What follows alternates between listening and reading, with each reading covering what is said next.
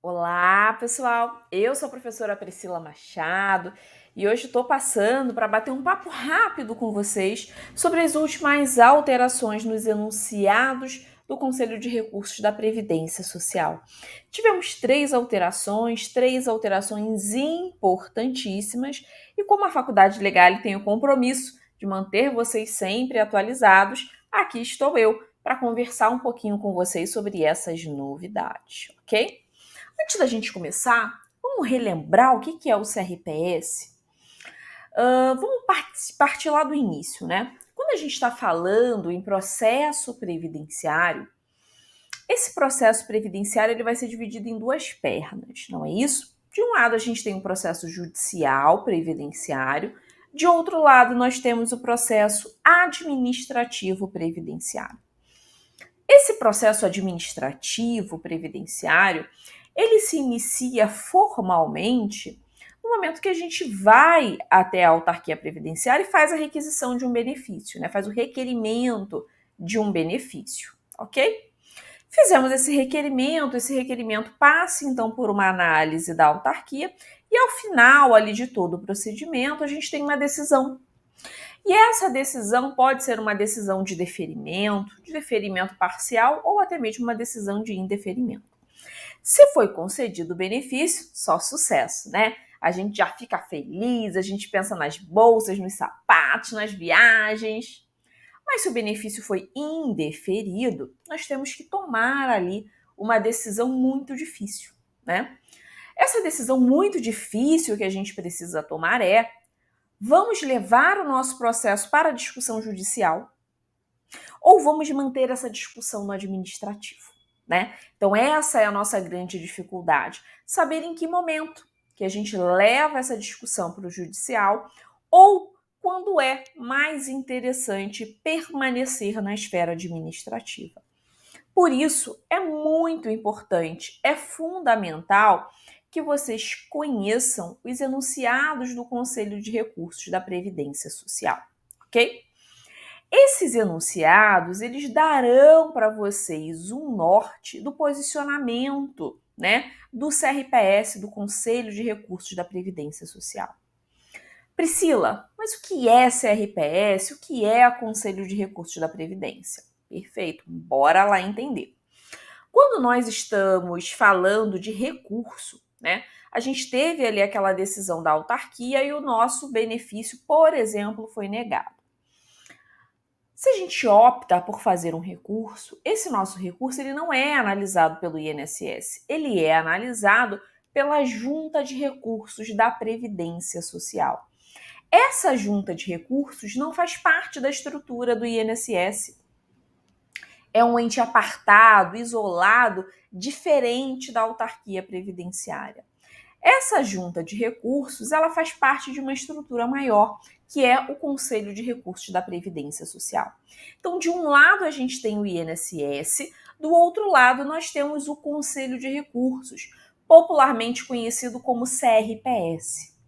Dentro da estrutura do Conselho de Recurso, nós teremos as juntas de recurso, nós teremos as câmaras de julgamentos e também o Conselho Pleno. Então, temos junta de recurso, câmaras de julgamento e Conselho Pleno, ok?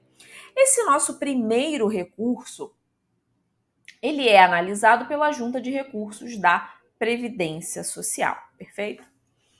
Tanto a junta, quanto as câmaras de julgamento, quanto o Conselho Pleno, eles serão compostos por conselheiros, né? Conselheiros ali desse Conselho de Recursos, perfeito? Esses conselheiros, ao proferirem as suas decisões, eles estão vinculados obrigatoriamente aos enunciados do CRPS. Então, de vez em quando, a gente tem ali o Conselho de Recursos proferindo alguns enunciados. Tivemos, inclusive, no dia 12 de janeiro, não, de novembro, dia 12 de novembro de 2019, um dia antes da reforma. 12 de novembro de 2019, nós tivemos o despacho 37 de 2019, que atualizou todos os enunciados do CRPS. E agora, recentemente, tivemos mais 3 resoluções que fizeram uma alteração nesse despacho 37, ok? E aí o nosso objetivo hoje é discutir essas resoluções e quais foram as alterações que nós tivemos, perfeito? Então vou compartilhar aqui a tela com vocês, só para destacar essa importância desses enunciados, né? Esses enunciados, pessoal, eles têm, como eu já havia mencionado, um efeito que vinculante para todos os conselheiros. Efeito vinculante para todos os conselheiros. O que isso significa? Ele é de observância obrigatória. Se você tem um posicionamento que está fixado ali em um determinado enunciado, os conselheiros devem cumprir. Não cabe a eles, no momento do julgamento, questionar esse enunciado. Se o enunciado existe, ele deve o quê? Ele deve seguir a interpretação que está prevista nesse enunciado, ok? Esses enunciados, eles têm, então, esse caráter vinculante para todos os conselheiros do CRPS. Perfeito? Então, vejam aqui a relevância e a importância da gente conhecer esses enunciados, porque a gente já vai para o jogo sabendo se a gente pode ou se a gente não pode ganhar, né? A gente, através dos enunciados, a gente conhece o que, qual é o posicionamento, qual é o entendimento desse conselho, do Conselho de Recursos, né? E a gente tem ali uma perspectiva de que o nosso processo será julgado do quê? Daquela maneira. E se não houver ali nenhuma alteração desses enunciados, sim, o seu processo obrigatoriamente será julgado na forma em que está prevista ali nos enunciados, ok? E aí, como eu já havia mencionado, né, tivemos ali no dia 12 de novembro de 2019 a publicação dos novos enunciados e agora, recentemente, mais precisamente no dia 6 de dezembro de 2021, nós tivemos a publicação de 3 resoluções que alteraram alguns enunciados do CRPS, ok? Essas alterações, principalmente no primeiro enunciado que nós vamos ver, são muito significativas, né? São muito importantes e terão um impacto ali direto na nossa advocacia previdenciária. O primeiro enunciado que nós veremos vai tratar do quê? Do bendito recolhimento em atraso, né? A gente tem tido aí muitos problemas, muitas discussões com relação a esses recolhimentos em atraso. E o CRPS vem agora, através da Resolução 35, indicar qual é o seu posicionamento e como o Conselho de Recursos vai atuar nessas situações de recolhimento em atraso, ok? Entendo que é, inclusive, um dos enunciados mais importantes, né, que nós tivemos aí nessas alterações. Vocês verão que nós tivemos 3 aqui alterações de enunciados, ao menos, né, nesse primeiro momento. E essa alteração no enunciado 5, eu considero que é uma das alterações mais importantes, né? As outras estão vinculadas ali à aposentadoria especial, que hoje em dia é uma coisa quase extinta, né? Tô brincando. A gente sabe que, por mais que a gente tenha, de fato, uma dificuldade hoje de acessar a aposentadoria especial em si, o tempo especial continua existindo, né, pessoal?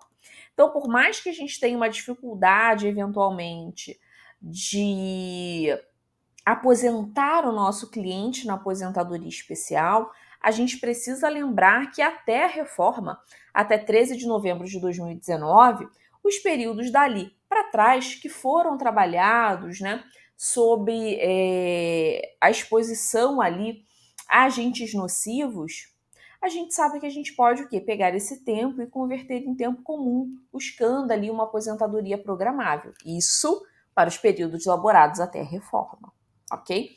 Então é muito importante que a gente conheça também essas discussões relacionadas à aposentadoria especial. Vamos começar então pelo despacho, não, pela resolução. Resolução 35 do CRPS, que apesar de datar do dia 30 de abril de 2021, só foi publicada no dia 6 de dezembro de 2021, ok? Então, eu coloquei para vocês aqui no material que a faculdade certamente vai disponibilizar para vocês, eu fiz um comparativo do que a gente tinha antes. Deixa eu ficar aqui no cantinho para não atrapalhar vocês. Do que a gente tinha antes, né? Lá, segundo a redação do despacho 37 de 2019, e as alterações que nós tivemos aí nessas resoluções, iniciando pela resolução 35. Vejam que ali no slide está escrito despacho 35, mas a resolução, depois eu faço ali a alteração da redação, ok? Primeiro ponto, vamos dar aqui um destaque para o caput desse enunciado 5, que dizia o seguinte: o contribuinte individual comprovará a interrupção ou encerramento da sua atividade, sob pena de ser considerado indébito no período sem contribuição. O que isso significava? Isso aqui significava uma felicidade para todo previdenciarista. Por quê? Se nós tínhamos um cliente que havia feito uma primeira contribuição em dia na condição de contribuinte individual, e caso ele não tenha ido lá na autarquia previdenciária dar baixa nessa filiação, e a gente sabe que ninguém faz isso, né? Ninguém faz isso. Ninguém vai lá no INSS e fala, eu quero dar baixa da minha filiação. Isso não acontece. O que acontece é o quê? As pessoas pararem de fazer o pagamento. Não é isso? Então, numa situação dessa, onde o segurado tinha pago a sua primeira contribuição em dia, parou de pagar as suas contribuições, sem ter feito ali esse comunicado à autarquia previdenciária, sem ter dado baixa nesse registro como CI, o que acontecia era que o INSS entendia isso aqui, pessoal, que ele estava em débito, né? Estava ali em débito, estava em mora com a autarquia previdenciária. E isso para a gente era muito bom, porque isso permitia que a gente fizesse o recolhimento desses períodos em atraso sem precisar comprovar atividade. Porque se aqui se presumia-se, né, que ele estava em atraso, evidentemente o que? Presumia-se pela atividade. Então, se a gente tinha uma primeira em dia, nós podíamos fazer o recolhimento desse período em atraso, não precisávamos fazer prova de atividade e esse período seria computado para carência e tempo de contribuição. Tive diversos casos no escritório exatamente nesse sentido. E como eu não sou boba nem nada, eu não levava essa discussão para o judicial, porque eu sabia o quê? Que no judicial o entendimento era diferente. Então eu mantinha esses meus processos de recolhimento em atraso sempre aonde? Ali no administrativo. Recolhia. Se o INSS não concedia, eu ia até o CRPS com o meu recurso. Linda, bela e faceira, pedia sustentação oral, aplicação do enunciado 5, dentre outras coisas, para que a gente buscasse o quê? A validação desses períodos para carência, para tempo de contribuição, mesmo que eu não fizesse prova de atividade, ok? Para isso, mais uma vez, era necessário que eu tivesse um primeiro pagamento em dia, né? Então, a vida era maravilhosa do previdenciarista que queria que queria pagar em atraso e optava pela esfera administrativa. Vamos ver como é que ficou a redação do caput desse enunciado 5 após a resolução 35? Vamos ler. O recolhimento em atraso de contribuições previdenciárias devidas pelo contribuinte individual exige a comprovação do efetivo exercício da atividade remunerada. Então, primeiro ponto. Agora, eu posso fazer esse recolhimento em atraso sem comprovar o exercício da atividade? Não mais, né? Agora o CRPS passa a entender pela necessidade do quê? De comprovar o exercício da atividade, né? Então já começa aqui a complicar um pouquinho a vida do previdenciarista. Se a gente está pensando em recolhimento em atraso, atualmente o posicionamento dos RPS é necessário a apresentação de efetiva prova, ok? Fiquem aí atentos a isso. Depois não digam que eu avisei. Eu lembro que na turma 13, salvo engano, turma 13 da pós-D previdenciário, eu numa aula falei sobre recolhimento em atraso, que nem era meu tema, né? Quem trata geralmente de recolhimento em atraso na pós-previdenciária é a maravilhosa professora Ana Júlia Caixão. Mas eu falei isso lá nas aulas introdutórias e aí eu brinquei com os alunos. Brinquei não, né? Dei uma orientação muito séria para eles. Disse o seguinte: cuidado com o recolhimento em atraso. Cuidado, porque isso aqui vai dar problema, né? E a gente está observando aí que o judicial já entende de forma diferente. Então a gente precisa ter cautela com esses recolhimentos, porque são valores elevados a depender da situação. Eu já recolhi guia lá no escritório de mais de 100 mil reais, né, de recolhimento em atraso. Então a gente precisa saber o que está fazendo, né? E aí falei para os colegas tomarem cuidado. Aí eu lembro que a monitora, a professora Érica, me ligou, falou: Priscila, a monitoria tá chovendo de mensagem, porque os alunos estão falando que você falou que era para eles terem cautela e que todos os outros professores falam que é para que pode pagar sim, que não dá problema. Falei: Érica, eu fui muito clara na aula. Eu disse que está assim hoje, mas isso tem uma tendência de mudar. E aí é minha obrigação, como docente, passar isso para eles, que eu entendo que vai mudar, para que eles fiquem espertos, né? E eventualmente compartilhem ali esse risco com o cliente, peguem uma declaração do cliente de que está ciente de que se a gente tiver alguma alteração, ele pode ter pago 100 mil e não vai conseguir se aposentar ainda assim, né? E aí ela falou: tá bom, vamos lá.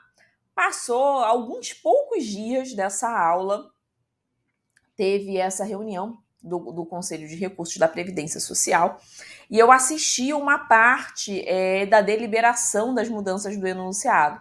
Aí quando terminou lá, né, essa parte da deliberação sobre o enunciado 5, falei: Érica, avisa para os alunos para eles tomarem mais cuidado ainda, porque vai mudar. É só esperar a publicação que já está decidido, já está votado, vai ser exatamente o que eu previa que ia acontecer, né? É claro, pessoal, que eu não tenho bola de cristal, né? E essa discussão foi anterior a 30 de abril de 2021, que foi ali, salvo engano, essa foi a data da reunião, onde foi discutido e foi alterado o enunciado. Mas por que eu previa que isso ia acontecer, né? Porque vocês sabem que eu não dou só da aula, eu advogo, né? Advogo muito, tenho um volume muito grande de atuação, principalmente na esfera administrativa. Tenho também processos no judicial, mas meu forte é, de fato, a esfera administrativa, é onde eu gosto de atuar, né? É onde eu conheço, é onde eu me sinto bem, é onde eu recebo os honorários sem entrar em precatório, né? Aquela coisa toda.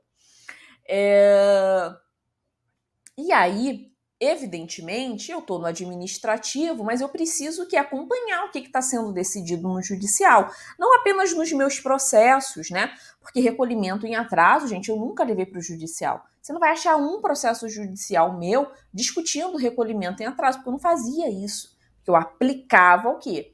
O meu conhecimento administrativo e sabia que era mais interessante para mim permanecer com essa demanda ali no Conselho de Recursos, através de recurso, ao invés de levar essa discussão para o judicial. Por que eu sabia isso? Porque eu fazia, e faço ainda sempre, com muita frequência, pesquisa de jurisprudência. E já era entendimento pacífico no judicial sobre a obrigatoriedade de prova, sobre a não possibilidade de cômputo desses períodos para a carência e a não validação dos recolhimentos em atraso, se esses recolhimentos não fossem feitos dentro do período de manutenção da qualidade do segurado.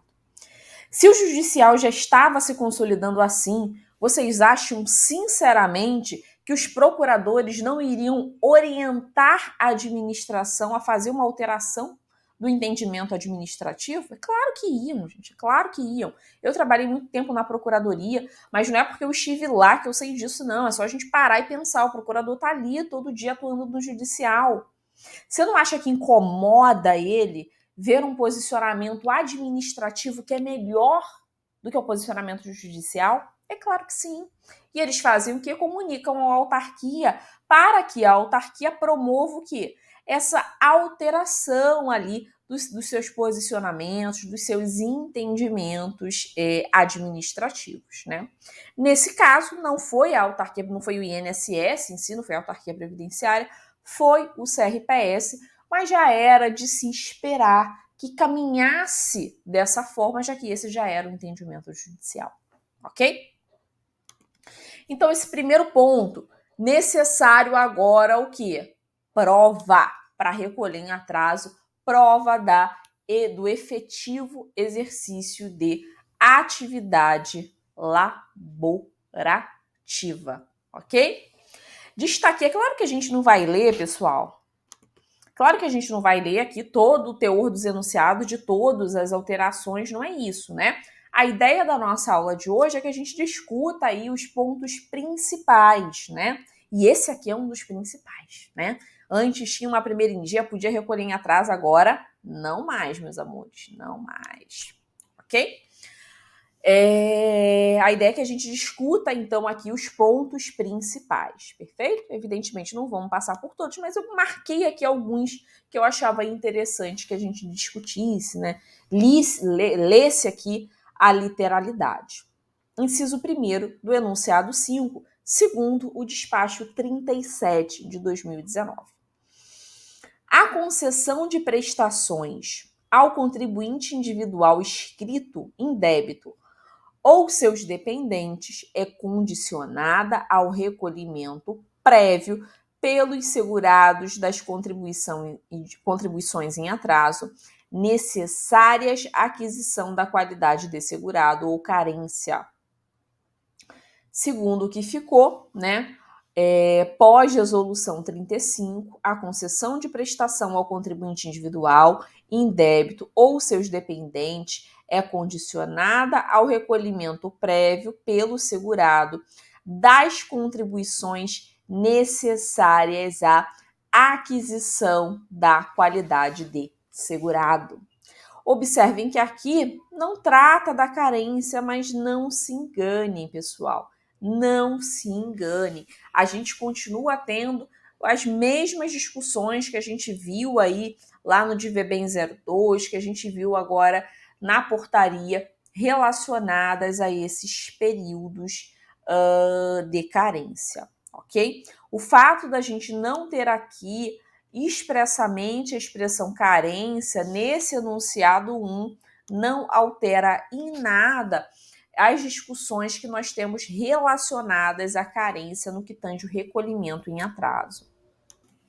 Perfeito, pessoal? Mas aqui surge uma discussão que me parece, né? Na verdade, eu tenho a sensação, conversei com alguns professores, eles entenderam da mesma forma. Mas apesar da gente não ter essa discussão com relação à carência que nós já vamos ver aqui, né? Da gente imaginar que a gente não poderia ter, mas continuamos tendo, como nós veremos lá no próximo inciso. Mas observem, se a gente pensa aqui na concessão de um benefício por incapacidade, e tem um segurado aqui que ele está em atraso, esse segurado ele precisava fazer essas contribuições que fossem necessárias, tanto a requisição dessa qualidade de segurado, quanto também a requisição do quê? Da carência para concessão de benefício. Na resolução 35, a gente tira a carência, abrindo margem para discutir o quê?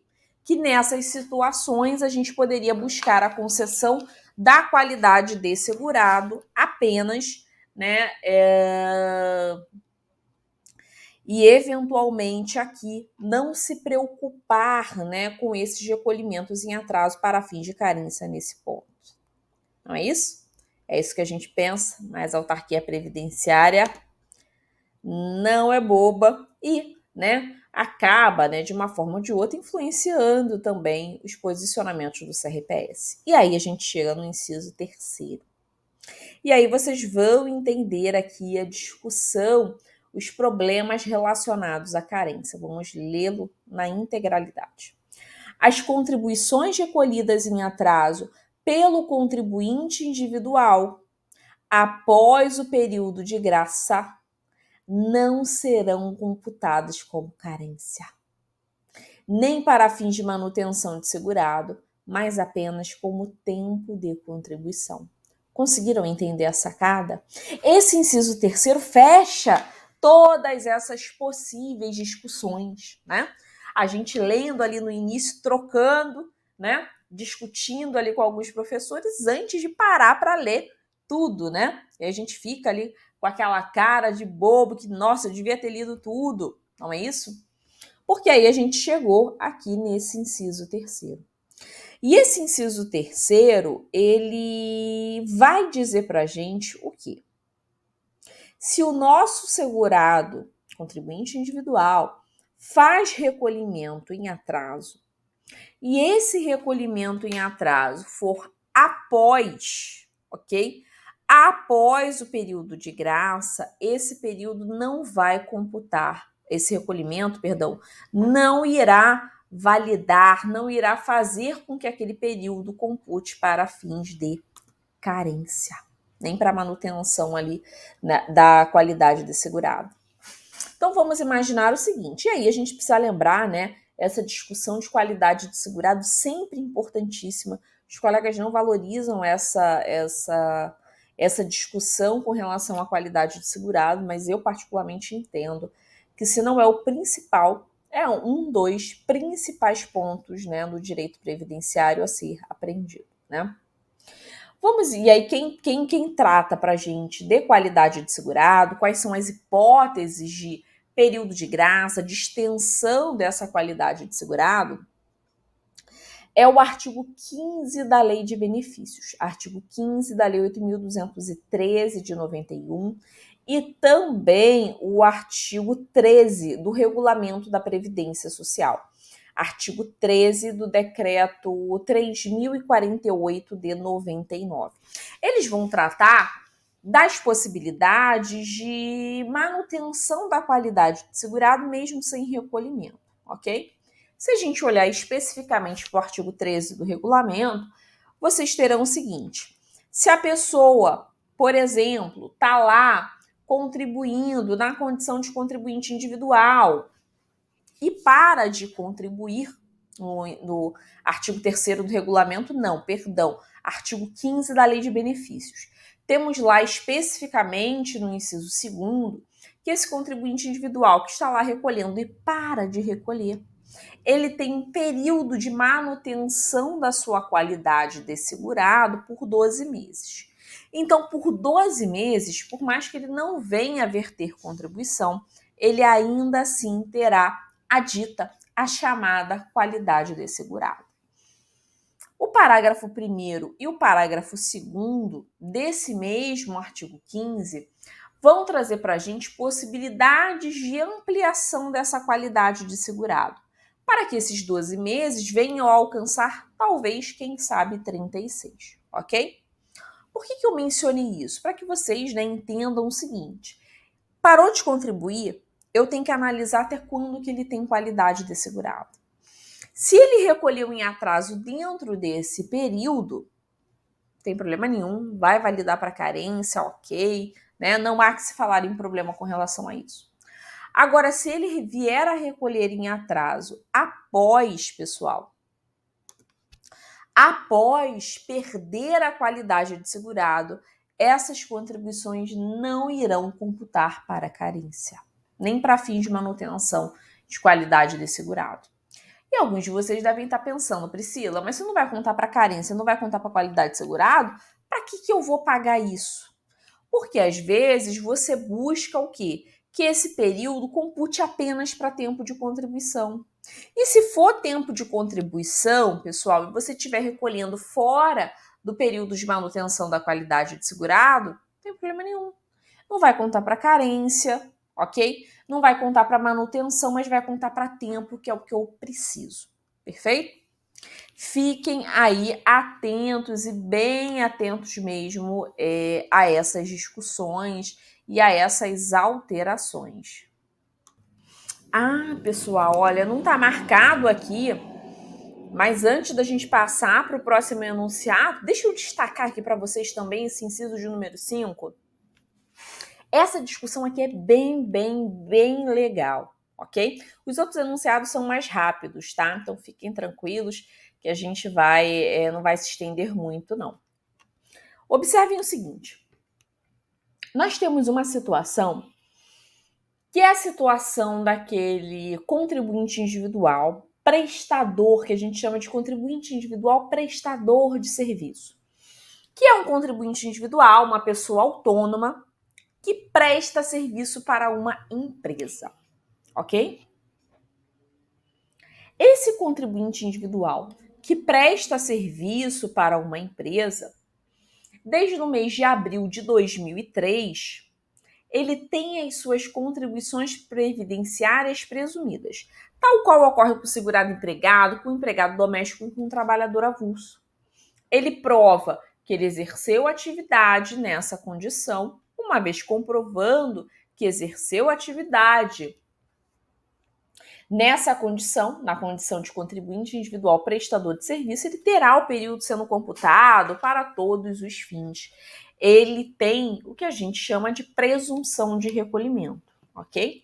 Inclusive, se vocês forem lá no enunciado 2 do CRPS, ele fala exatamente isso, né? Que são presumíveis os recolhimentos do segurado empregado, do empregado doméstico, do trabalhador avulso e do contribuinte individual, prestador de serviço, a partir de abril de 2003, segundo previsão do artigo 4 da Lei 10.666 de 2003, ok? Então, a gente tem lá essa previsão. E nós temos uma seguinte situação fática, né? Um segurado empresário, por exemplo, eu tenho empresa, né? E aí, lá na minha empresa, vamos imaginar que eu não fizesse a retirada de Prolabore. E não fazendo a retirada de Prolabore, eu não fiz os meus recolhimentos na condição que? Na condição de empresário vinculado àquela empresa, né? Porque o empresário, em regra, ele vai recolher a sua contribuição previdenciária em cima do que ele declarar ali de retirada de Prolabore.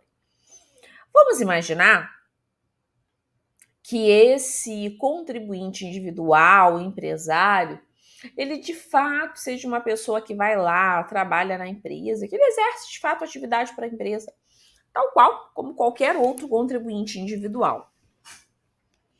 A gente tinha uma discussão muito grande se a contribuição dele era presumível ou não.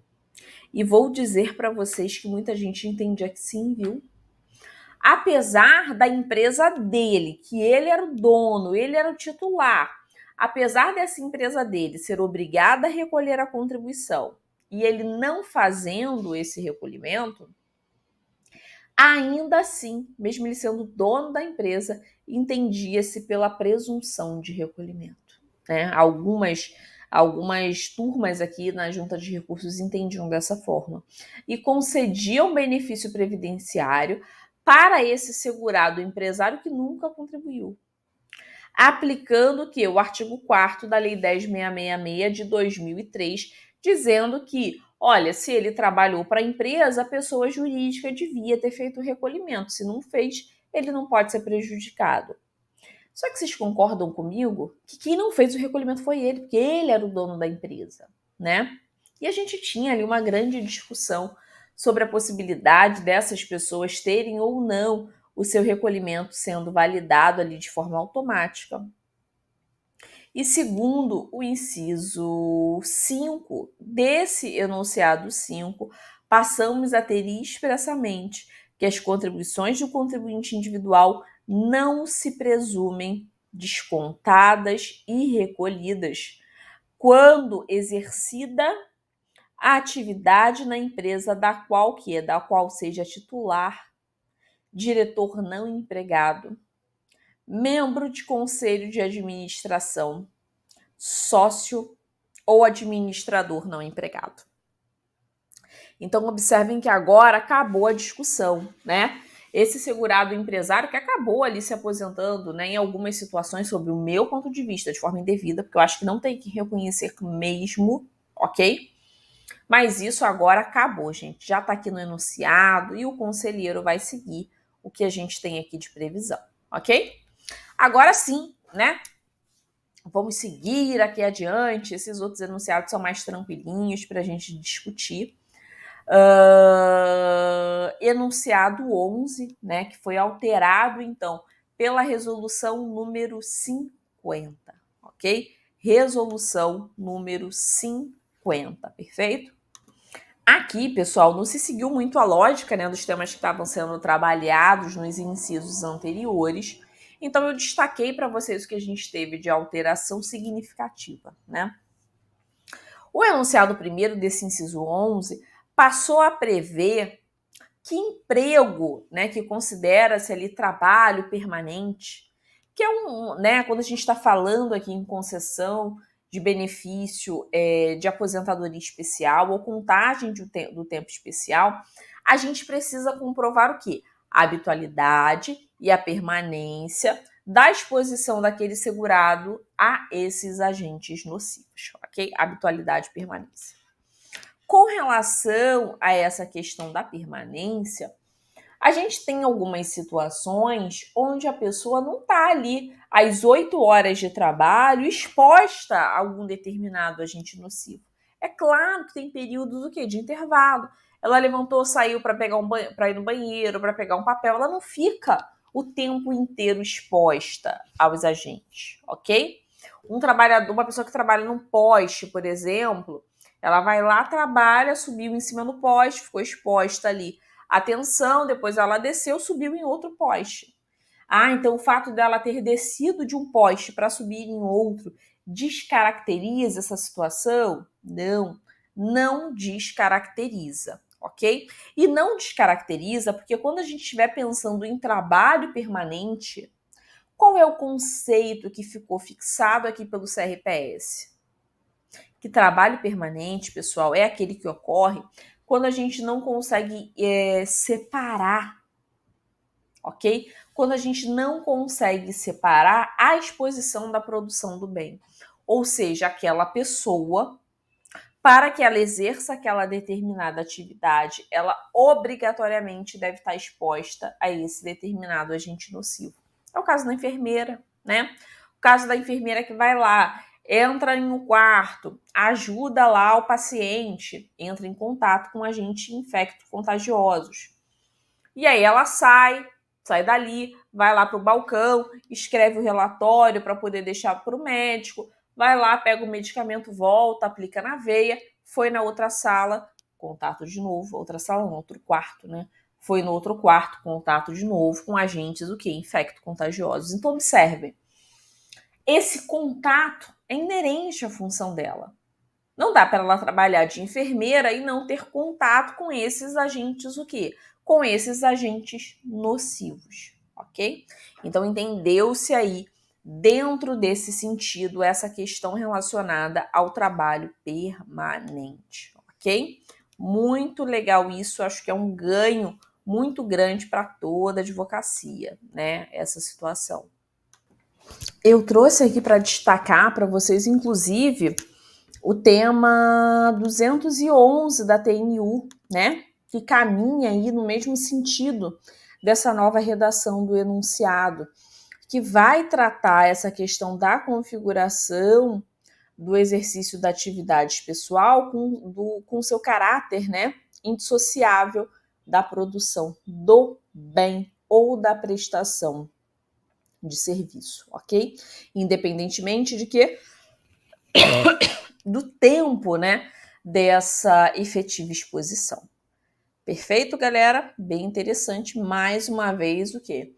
O entendimento administrativo, pensando aqui administrativo em sede do Conselho de Recursos, se alinhando aí ao entendimento das que a gente vinha obtendo na esfera judicial. Outro ponto importante é que passou a constar de forma expressa que o LTCAT vai poder ser o quê? Ser solicitado em caso de dúvida ou divergência. E isso aqui é bem legal pelo seguinte: o INSS, quando a gente comprova que a gente já entrou em contato com a empresa, já tentou o LTCAT, já tentou a retificação do PPP, e a gente não conseguiu acesso a esse documento, mas existe ali algum tipo de dúvida, né? Ou algum tipo de divergência nesse PPP, quando a gente prova que a gente tentou, então, buscar a empresa e a gente não obteve êxito, que o INSS deveria fazer? Deveria o próprio INSS fazer essa notificação. E a gente sempre teve muita dificuldade com relação a isso. Pensando aqui rapidamente, não consigo lembrar de nenhum no escritório que a gente conseguiu essa notificação direta. Pode até ser que tenha, que depois eu recorde, mas agora, pensando rápido, não consigo lembrar. Geralmente sobe o processo para o CRPS e ou o CRPS faz diretamente essa notificação ou manda descer em diligência para que essa notificação seja feita para apresentação de eventual documento, né? Talvez, isso estando agora aqui no enunciado, o próprio INSS tenha um cuidado maior, né, na hora de analisar esses nossos pedidos e assumir ali a sua responsabilidade compartilhada por esse documento e tentar buscar ali uma alteração junto à empresa ou até mesmo a apresentação desse laudo técnico, ok? Importantíssimo também essa alteração no enunciado, ok? Vamos agora para a resolução 33. Resolução 33, que vai alterar o enunciado 13 do CRPS, ok? Vai alterar o enunciado 13 do CRPS.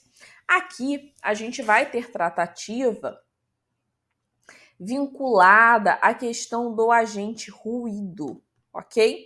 Então, esse enunciado 13, ele vai tratar basicamente de questões relacionadas ao ruído. Aqui, dentre as alterações que a gente pode destacar, não está marcada em negrito, mas marquem aí, a gente tem a indicação do ruído contínuo linear, né? Isso aqui, ele é um ponto interessante, a gente não tinha no enunciado anterior, no inciso 1º do enunciado anterior. Esse ruído linear, a gente conhece ali também o ruído de impacto, né? Ele ocorre quando não tiver ali um medidor de nível de pressão sonora, com um circuito interno de resposta para impacto. E aí, nessas situações, a gente não tem ali essa medição de forma contínua, né? Então, a gente vai ter essa medição ali de forma linear, né? Então, é uma alteração relevante, né? Significante. Mas confesso para vocês que eu peguei pouquíssimos casos onde a gente tinha ali os decibéis lineares, ok? Não contínuos. Mas aqui, o que eu acho importante destacar aí nesse enunciado 13, né, nessas alterações, é essa alteração no inciso 3º, né, que vai dizer que deve constar no PPP o nível de ruído em nível de exposição normalizado, ou seja, NEM, ou a técnica metodologia, dosimetria ou audiodosimetria. E a gente sabe que a gente tem muitos problemas com o PPP quando a gente não tem ali a indicação do NHO01, né? E agora a gente tem essa previsão aqui no enunciado 13, que deve constar no PPP o nível de ruído no NEM, na dosimetria ou, né, indicando ali a audiodosimetria, ok? Então era isso que eu queria discutir aqui hoje com vocês. O foco maior era na resolução 35, né? Mas tivemos também essas alterações que são importantes na aposentadoria especial. Mas quando a gente fala de recolhimento em atraso, né, a gente tem um impacto ali para todo mundo, né, para todos os segurados, e é uma situação que toda hora está mudando, né? Cada hora a gente tem ali uma novidade, tem uma situação nova, e todas essas situações visando o quê? Visando restringir o direito do nosso cliente. Então, infelizmente, né, o CRPS ele tinha um posicionamento mais favorável, administrativamente para a gente era sucesso essas situações de recolhimento em atraso, mas infelizmente o que a gente está aí observando é que cada vez mais esses recolhimentos em atraso estão sendo mal vistos, né? E por estarem sendo mal vistos, a gente vem sempre tendo ali legislações, normas visando o quê? Visando reduzir o impacto que esse recolhimento em atraso vai ter na vida daquele cliente, né? E a depender da situação, esse impacto relacionado à carência é muito relevante, né? Principalmente se a gente pensa numa aposentadoria por tempo, que depende aqui de 180 meses de carência, 15 anos de tempo, é quase a mesma coisa. Se a gente pensa em um universo de 35 anos de tempo de contribuição, eu tenho 20 anos que eu não preciso computar para carência, né? Mas nas aposentadorias por idade, isso de fato vai ser um problema e que vai chamar um pouco mais de atenção, ok? Estamos então finalizando a nossa discussão sobre hoje, nosso bate-papo bem rapidozinho sobre, né, as principais alterações que nós tivemos nessas resoluções que alteraram os enunciados do Conselho de Recursos da Previdência Social, ok?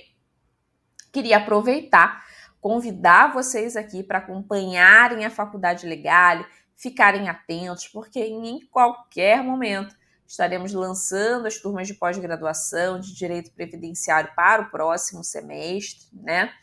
Uma pós-graduação voltada para a prática do direito previdenciário, que conta com professores que são as maiores referências no mercado em direito previdenciário. O objetivo, né, quando a gente pensa assim na pós-graduação de Prev, esse curso é pensado com muito carinho para vocês, né? Com muito cuidado, cada detalhezinho, cada disciplina que está ali não está ali à toa, né? Está ali para despertar o interesse de vocês por aprender, por conhecer aquelas determinadas áreas e para que vocês tenham conhecimento para atender o cliente de vocês. Então, a pós inteira é pensada na sua prática, né? Em como você vai efetivamente atuar, ok? Aqui na Faculdade Legal eu brinco que a gente não tem segredo, a gente conta tudo mesmo para os alunos e o objetivo é sempre tornar a advocacia, né, de todos nós, inclusive eu que também sou sempre aluna da pós, o objetivo é sempre tornar a nossa advocacia mais forte, né? O mercado já está tão competitivo, e infelizmente a gente vê tanta gente mal preparada. Então a gente precisa se preparar, a gente precisa estar forte aí na luta, né? Para buscar sempre a concessão dos melhores benefícios, do melhor direito para o nosso cliente, ok? Fiquem então atentos aí nas inscrições do curso de pós-graduação em Direito Previdenciário aqui da Faculdade Legal, que, como diria o Edinho, só tem camisa 10 nessa pós-graduação. Galera, beijo para vocês, encontro vocês aí nas redes sociais, né, e nas aulas aqui da Faculdade Legal.